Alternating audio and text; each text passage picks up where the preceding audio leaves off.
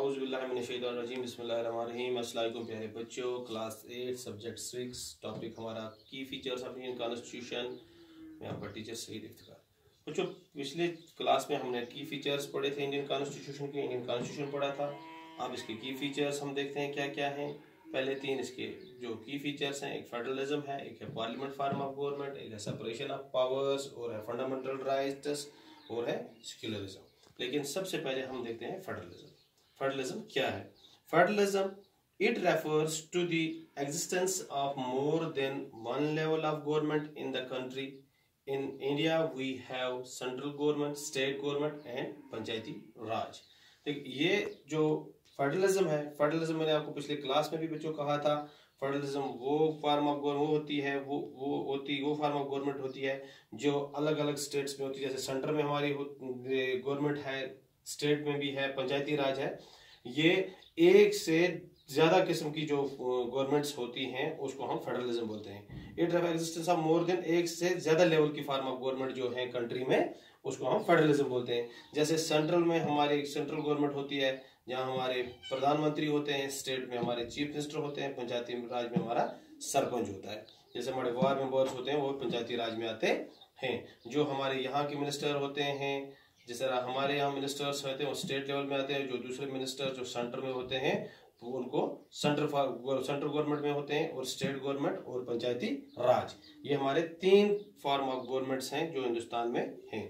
इसके बाद आता है parliament form of government. Parliament form of government क्या है? It means that people of India have a direct role in electing the representative for the state and for the country.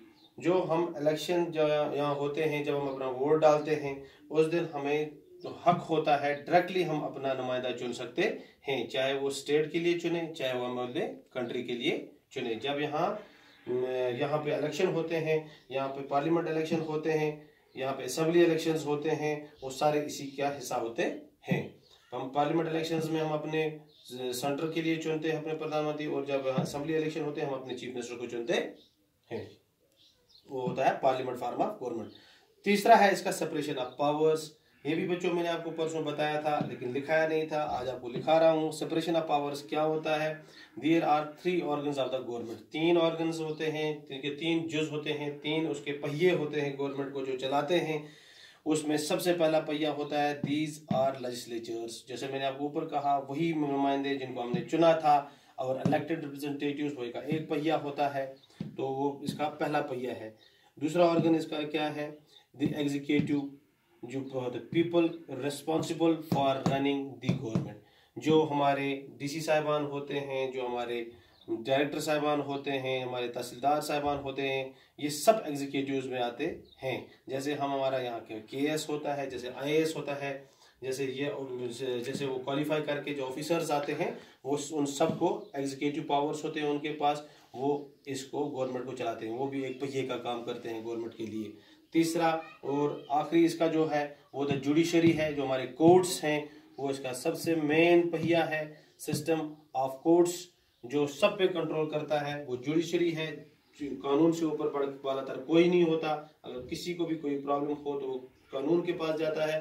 तो judiciary जो हमारी है वो भी इसका एक बहुत अहम जुज है।